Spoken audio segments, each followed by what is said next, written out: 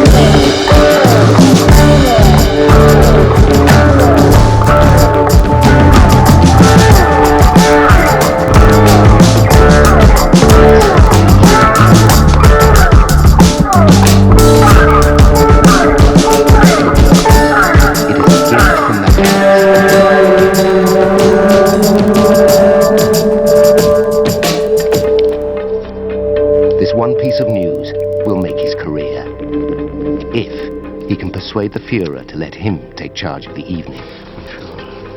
Hitler traditionally makes a speech. Goebbels asks to make it instead. It's an incredible demand, given the importance of the occasion. But Goebbels knows that this is his moment, and he must seize it.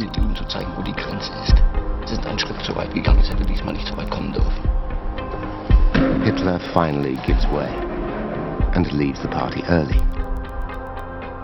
The telegram concerns a man who less than a week ago, no one had even heard of.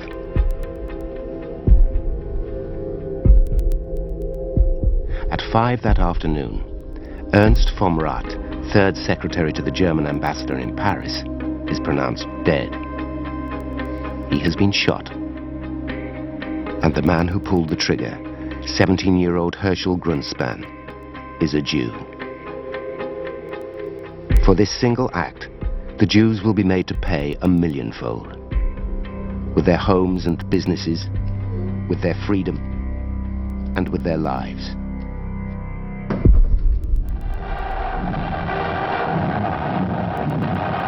(1938) is the 5th year of Hitler's National Socialist regime. For 5 years, Jews have been blamed for every economic failure of the nation, and gradually, the legal noose has closed around their necks. They are barred from most professions, and their shops and businesses are boycotted. Their books have been burned, and they are excluded from the arts. Even their children are publicly shunned and reviled. Many wonder how much worse it can get. They will soon find out.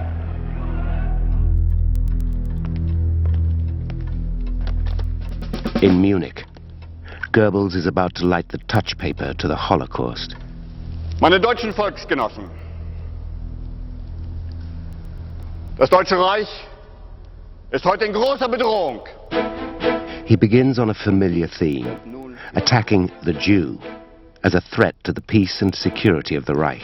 Jeder einzelne Jude ist aufgrund seiner Geburt und Rasse ein Teil der internationalen Verschwörung gegen das nationalsozialistische Deutschland. He then breaks the news of Vom Rath's death. It is the perfect platform on which to build his case for revenge. Revenge for an act in which he says, all the world's Jews must share the guilt. Die Tat eines Einzeljuden, wie in diesem Fall Herschel Grünspan, sondern der Ausdruck des gesamten Weltjudentums dem deutschen Volk zu schaden. Wir müssen etwas gegen unternehmen. 700 kilometers north of Munich lies the town of Krefeld. It has a large and prosperous Jewish community, including Oskar Gompertz and his family. A reasonably successful traveling salesman, Gompertz is just one of 500,000 Jews in the Reich. They are all about to become unwitting players in a drama that will change the world. Dagegen muss etwas unternommen werden. Und wir werden jetzt handeln. Jeder einzelne Jude ist in diesem historischen Ringen unser Feind. Ihr Ziel, die Vernichtung und der Untergang Deutschlands. Und sie werden ihre gesamten Kräfte dafür aufwenden, dieses Ziel in die Tat umzusetzen. Wir müssen uns zur Wehr setzen, meine deutschen Volksgenossen. 70 kilometers south of Munich, across the Austrian border, lies Innsbruck. Even here, the tiny Jewish community will feel the Nazis' wrath.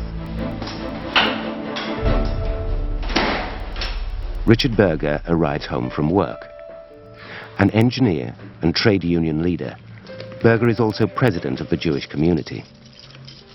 6 months ago, Austria was absorbed into the German Reich, and now he lives under Nazi law. He organized his workers against the union with Germany. Now Berger is a marked man. Nazism is no longer confined to Germany. As well as enjoying a new and welcoming home in Austria, the Reich has recently swallowed Czechoslovakia and parts of Western Poland. The machinery is in place to turn Goebbels' poisoned words into direct action across half the continent. The only questions that remain: how far dare he go? And how far will the people follow? Das deutsche Volk wird es beenden! The party bosses are roused to action.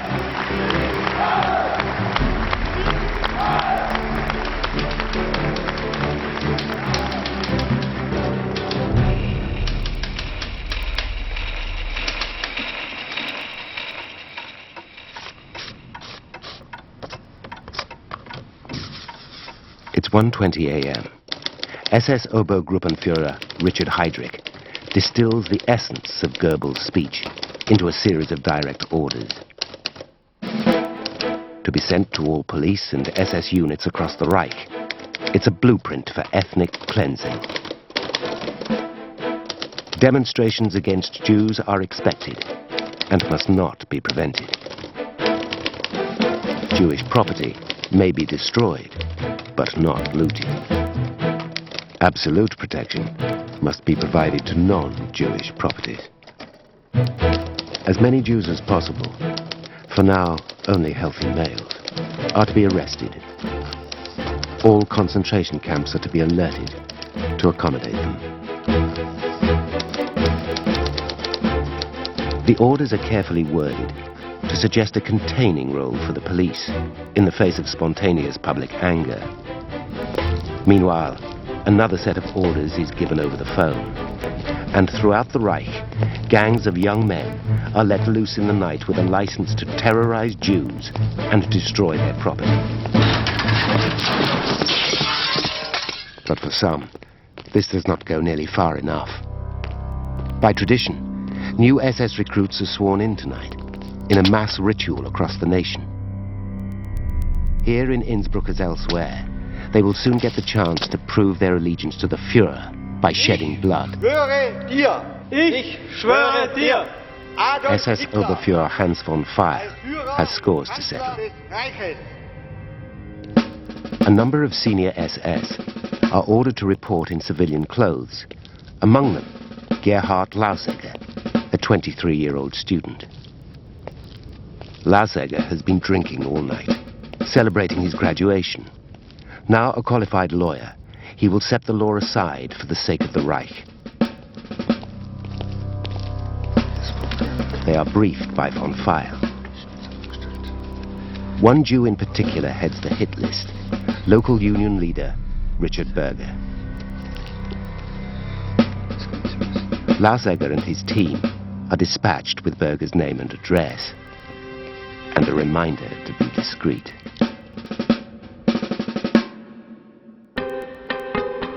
The Jewish community here is small and tight-knit. Berger's neighbors have had visits from other special units. They have not been very discreet. His friend, Graubart, has been stabbed. His wife has called a doctor, but he is already dead. Lausegger's team decide to deal with Berger away from prying eyes, and he is taken away for questioning. At least, that's what they tell Berger.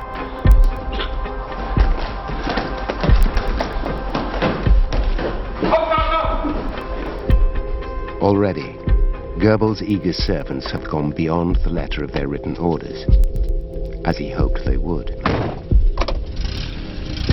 There had been a chance to put a lid on the worst excesses. It came at precisely 2 o'clock that morning. In Munich, Goebbels receives the first report of how the night is unfolding. It includes a list of destroyed properties and the first report of a death, a Polish Jew. There is also a personal message from the police chief in Upper Bavaria, warning that more deaths will follow unless a restraining order is given. Goebbels refuses to get upset by a dead Jew and issues no order. The night is now set on an irreversible course.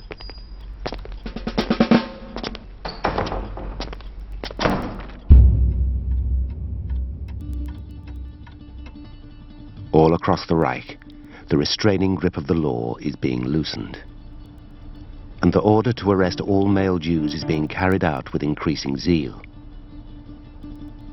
In Krefeld, in northwest Germany, the Gompertz family are asleep.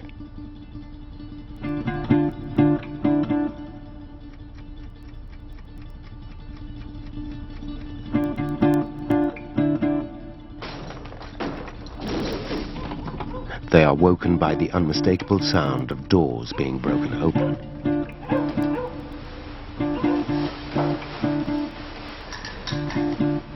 Three floors below them, a squad of SS have arrived to take Oscar into custody.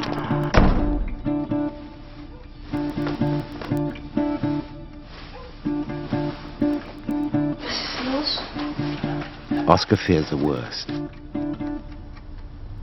Rolf is Oscar and Selma's only child.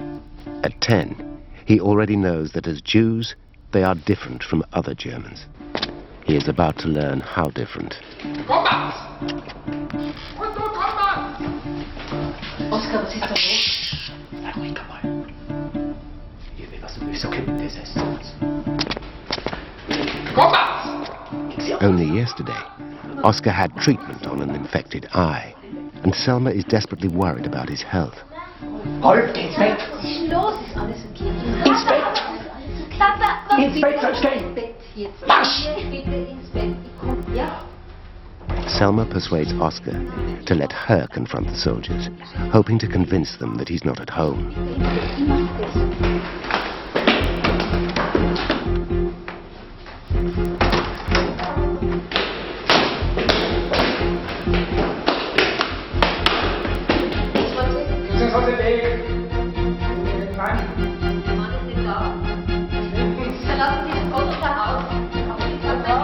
The arrest is not as straightforward as usual. Selma is a determined woman. Was glaubt Sie, wer Sie sind? Rolf hears that they have come to arrest his father and decides he must do something. He packs his small suitcase and calls out to his father that if they take him, he will come too. Dann geh ihr, Armin! Wir sind von der SS. Sie sollen Sie nicht zu uns befehlen. Wir haben überhaupt nichts. Wir haben dort eine Vollzugsmacht. Wo ist Ihr Mann? Er ist nicht da! Ich sage, die Kochen in die Vierkratzer. Ich schieße Sie einen in den Kopf, ich schwör's. Also gut. Oscar will not allow his wife to be abused any further, nor will he go quietly. In fact, he is determined to make the soldiers leave. It's a dangerous game, but as the SS are about to discover, Gompertz is used to danger. Lassen Sie ihn in Ruhe, er hat ein schlechtes Herz, er ist krank! Oscar Gompertz fought in the First World War, the same war where Adolf Hitler fought for the same beloved fatherland.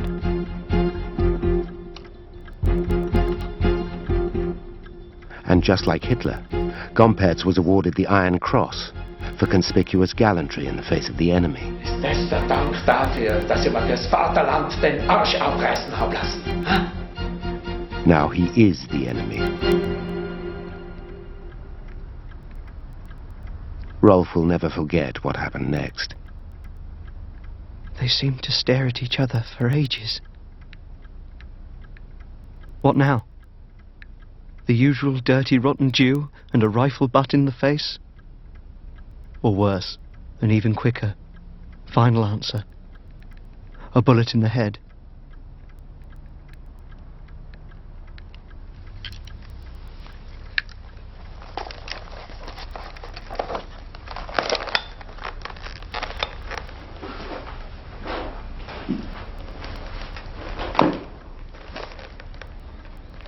Suddenly, the Nazi signals his men to leave and they disappear into the night without even breaking a single dish.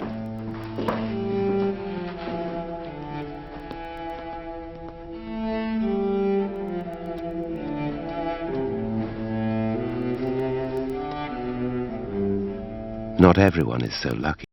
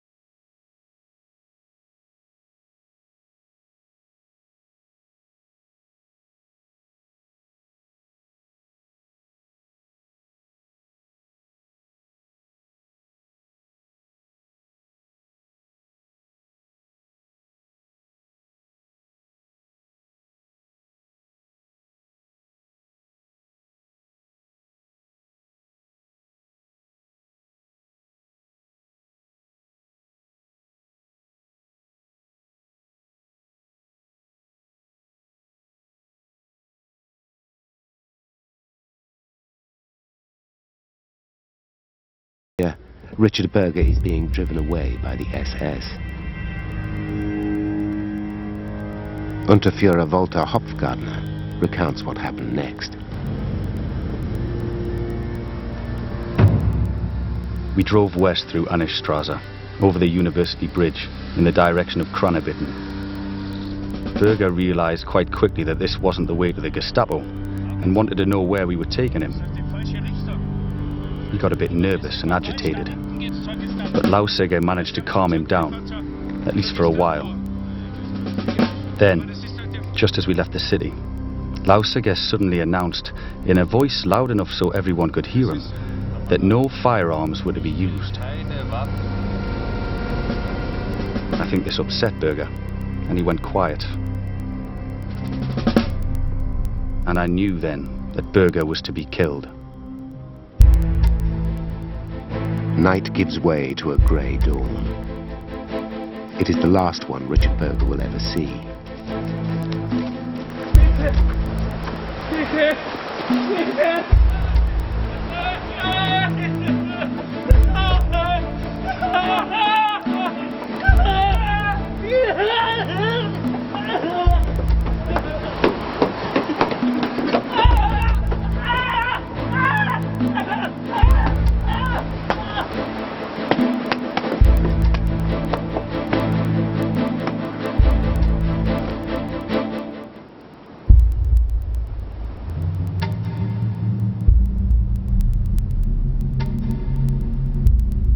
Richard Berger, leader of his community, husband and father, is dead. But Robert Dewey wants to be sure.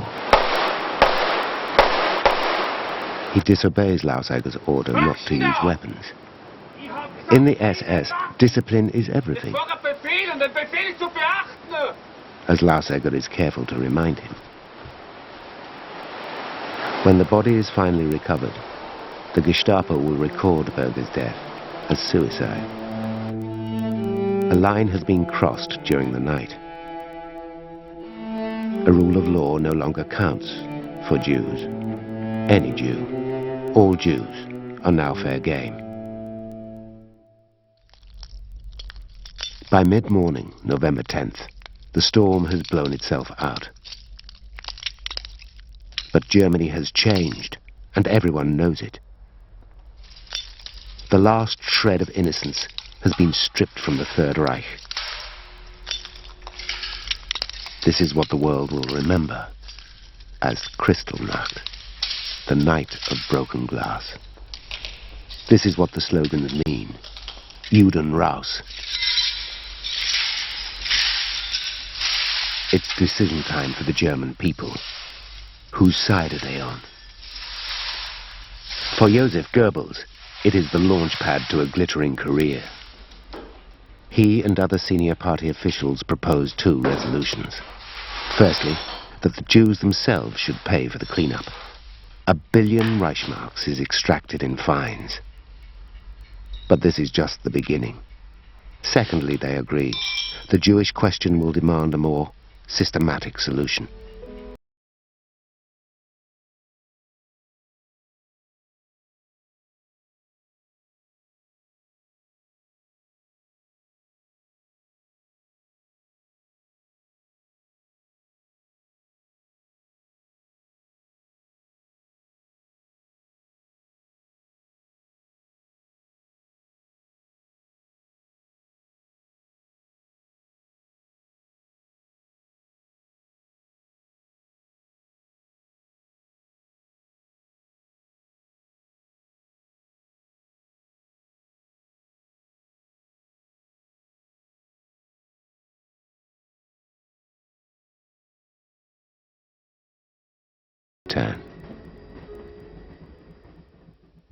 It's ready to stage the first Olympic Games for 12 years.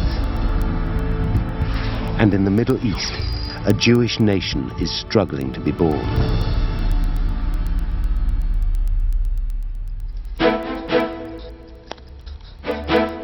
May 14th.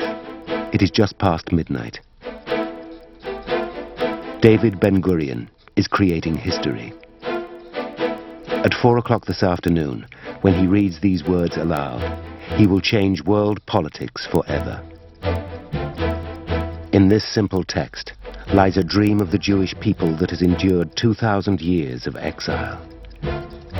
It is the declaration of the State of Israel.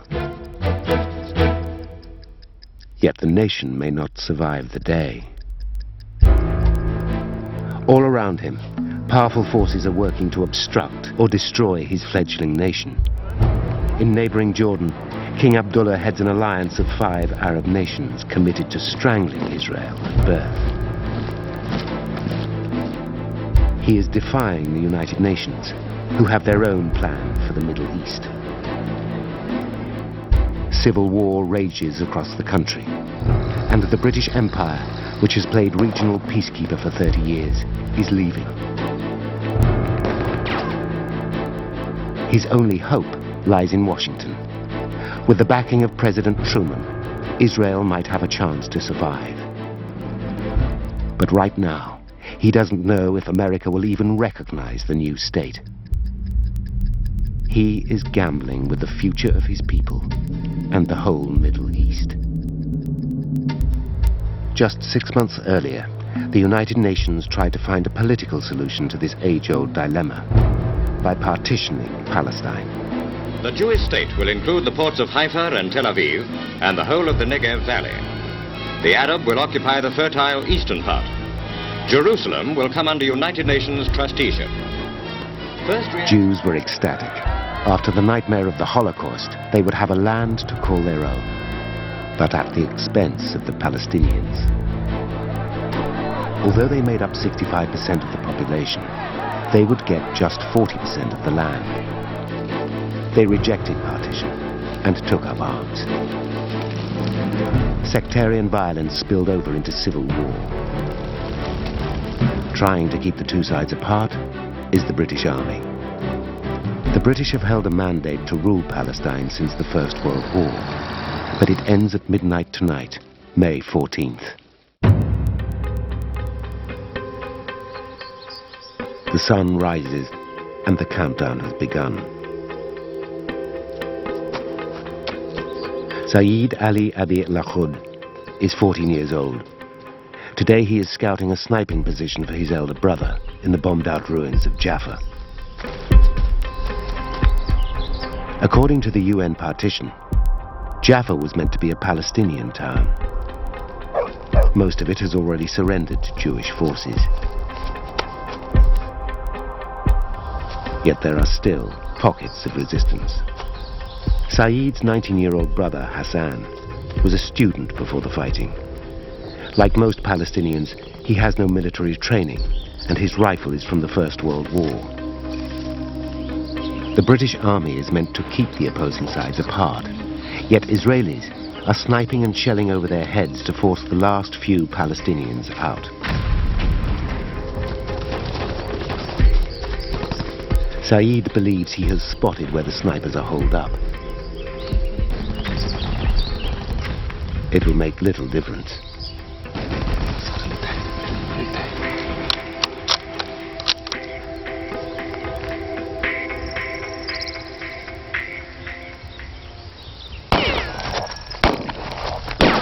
When the last British soldiers leave, they will have to fend for themselves.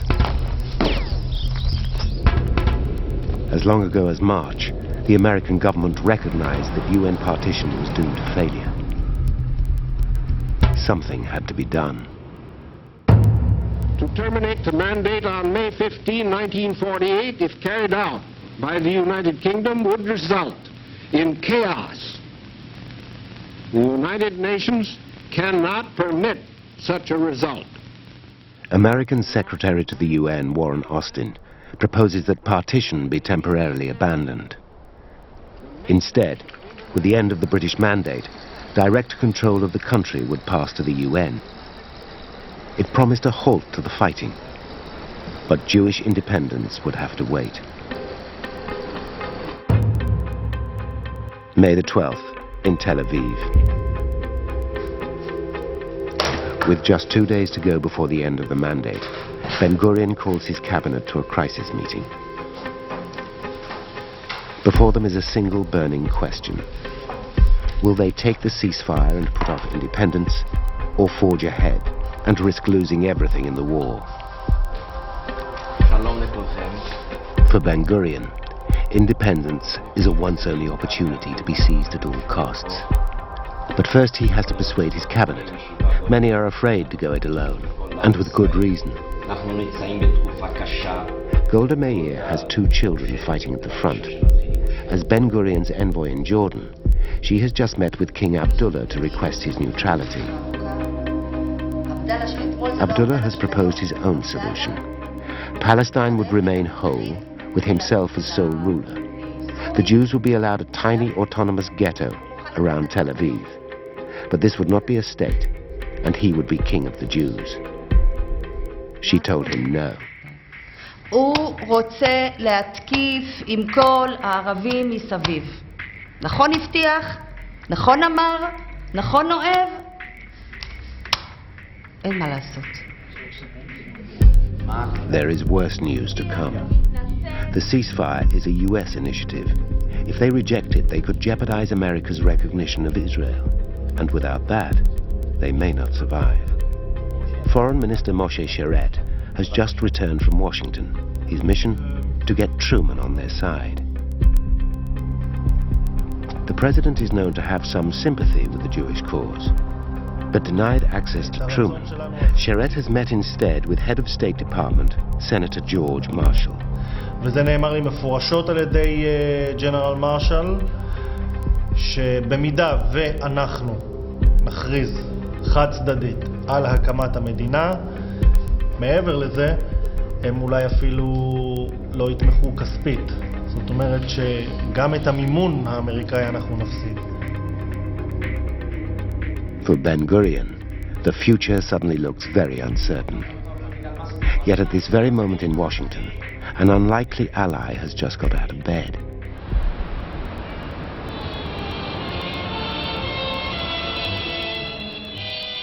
Clark Clifford is Truman's domestic policy advisor.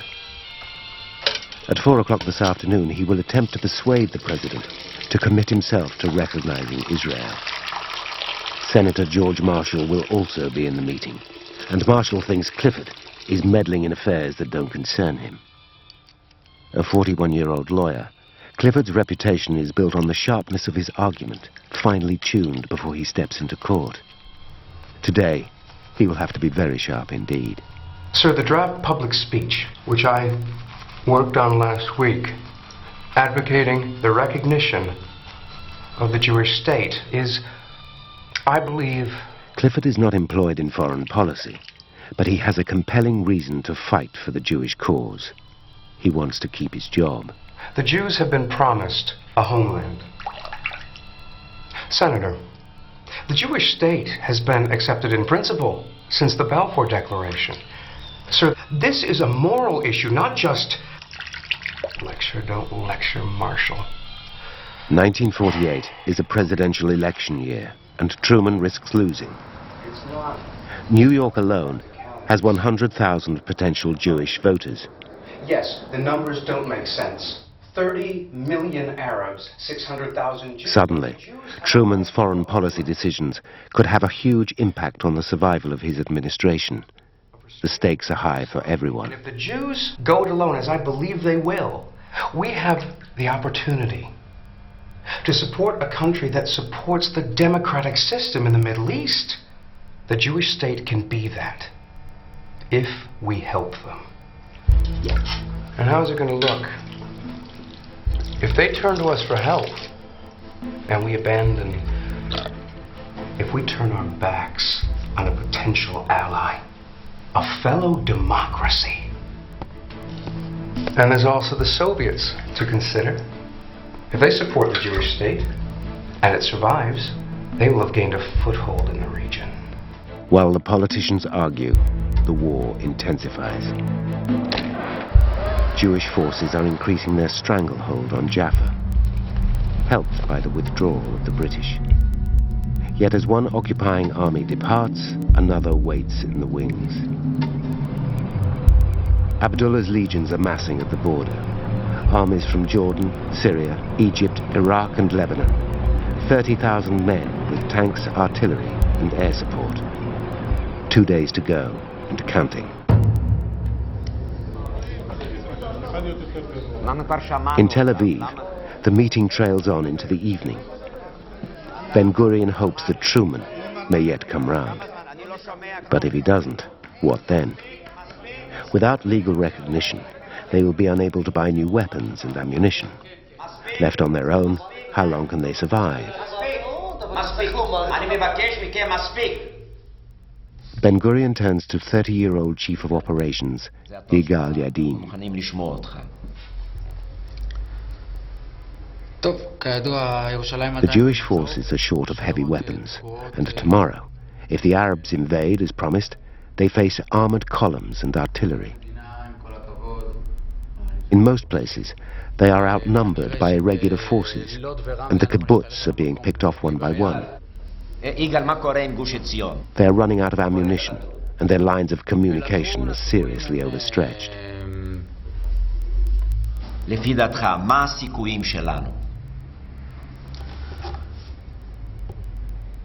כמו שזה נראה עכשיו, השאנסים שקולים.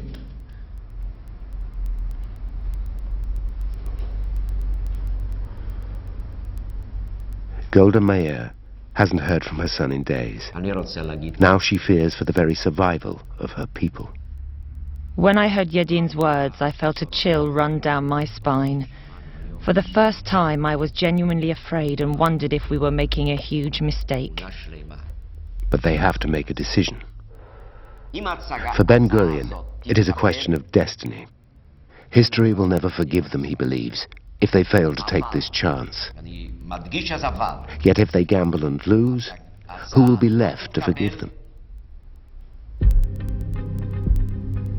It's time to vote.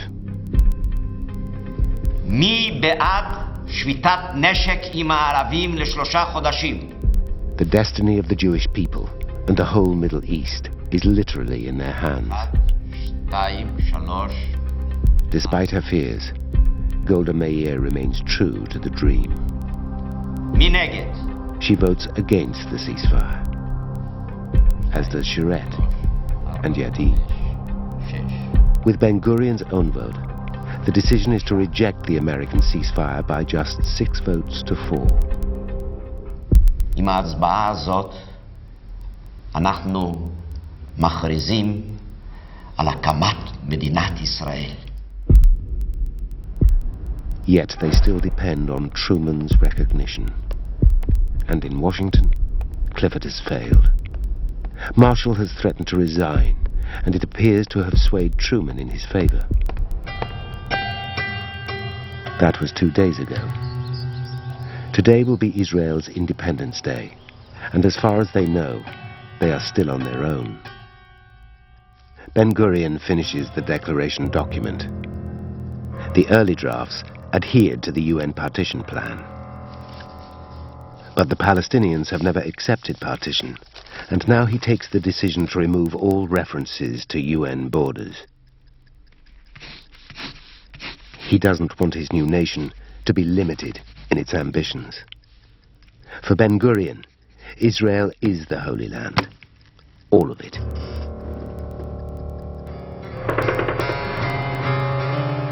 Just 60 kilometers east in Jerusalem, fighting intensifies for control of the city. It is the spiritual capital for both Jews and Arabs. Under the UN plan, it is meant to be neutral, but both sides are trying to grab it while they can. And the Palestinians are gaining the upper hand.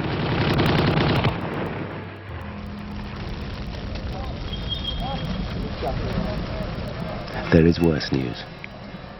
דוד, הגיע מברק מגוש עציון. תודה. A telegram arrives from a collection of kibbutzim south of Jerusalem, called Gush Etzion. 2 days ago, 240 settlers were massacred. The commander of the bloc has just surrendered to avoid a repeat.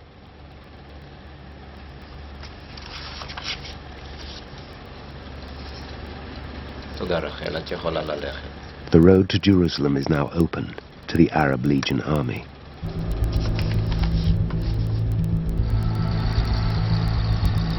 Ben-Gurion's other big enemy today is time. In 7 hours, America will awake. The UN will sit down to debate a new resolution, appointing a mediator in the dispute, legally taking over from the British. At 8 o'clock, Sir Alan Cunningham, the last British governor, takes his leave.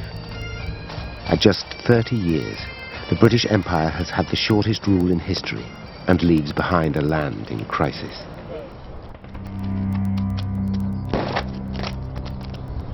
In Jaffa, the Palestinian resistance is on its last legs.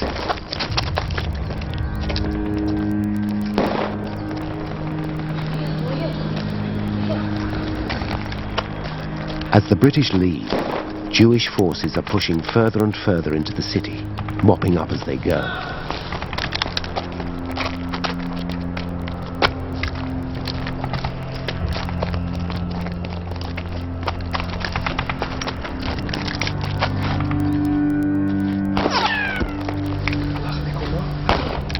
Saeed and Hassan are running out of time.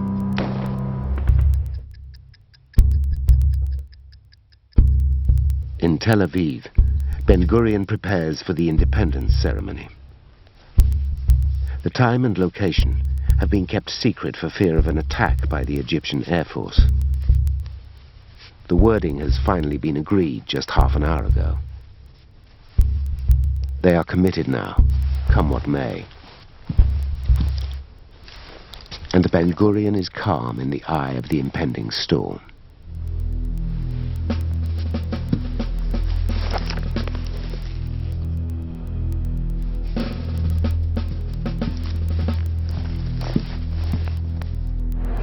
Over 1,000 people had gathered outside the Tel Aviv Art Museum.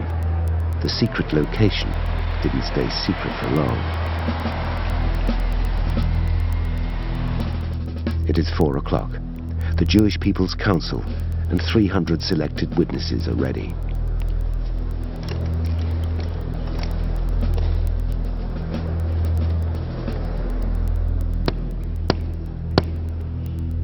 Hatikva.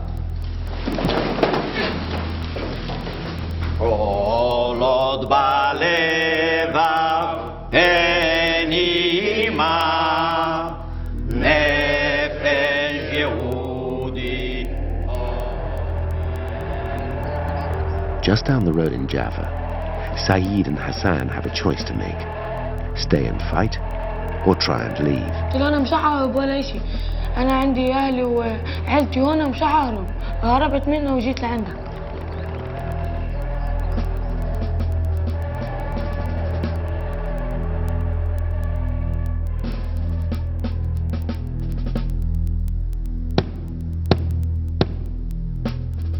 David Ben-Gurion reads the 650 words of the Declaration of Independence of the State of Israel. In less than 20 minutes, 2,000 years of exile of the Jewish people will be brought to an end. Be'eretz Israel kam ha'am ha'Yehudi. He refers to the Bible, the Holocaust, and the UN resolution as steps along the road to this redemption.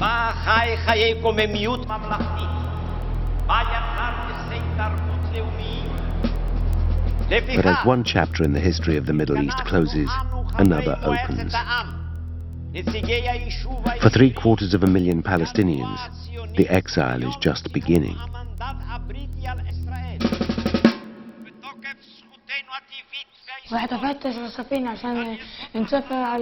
Saeed says he has heard that there are spaces on the last British convoy out of town. They will even be allowed to take their weapons. It is their last hope.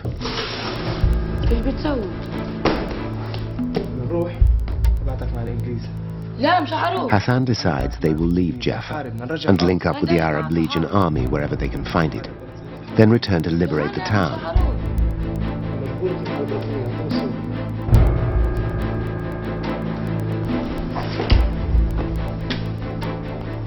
They take what mementos they can, as well as the keys to their family home and the deeds to their business.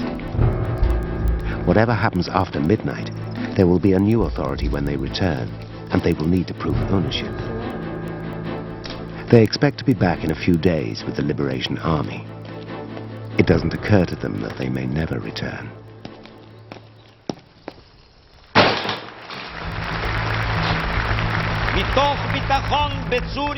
The climax of the declaration is Israel's commitment to peace with its Arab neighbors. For Golda Meir, This moment of independence is the realization of a dream she thought she would never see.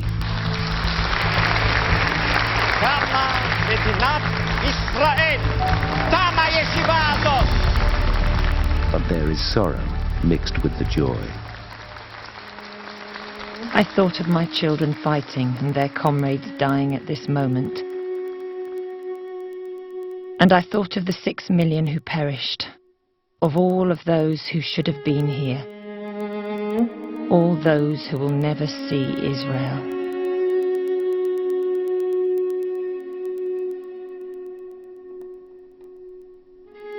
Today is a precious moment of triumph, but she knows the real struggle is just beginning. The next few hours will be make or break for the new nation.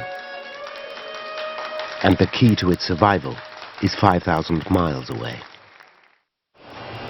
May the 14th draws to a close in the new nation of Israel, a nation in limbo. It still doesn't officially exist in the eyes of the world. The Arabs are coming. The Israelis wait. Only one question remains. And Truman's answer stuns the world. At 6:11 p.m. Eastern Standard Time, President Truman responds to Jewish pleas and signs his recognition of the State of Israel. Like the Declaration, it makes no reference to any borders. Truman recognizes an effectively boundless state. With America leading, the rest of the world follows, and Israel is a reality. We expect the nations around the world will help us in our difficult task. Elated by the news, Ben-Gurion makes a radio broadcast, appealing for the world's support. At the time that I am speaking, Tel Aviv is being bombed by hostile planes. In the background can be heard the bombs of the Egyptian Air Force as Israel comes under attack. King Abdullah makes good his promise and attempts to destroy the new nation. Yet the tide is about to turn. With recognition, the Israelis can buy the weapons they need, and the war of independence will ultimately be won.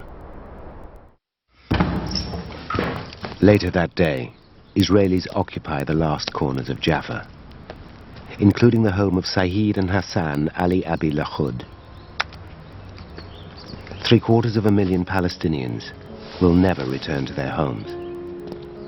And in the first few hours of independence, the pattern of the next 50 years is set. The Jewish state survives to this day. But Ben-Gurion's dream remains unfulfilled. Israel is still not at peace.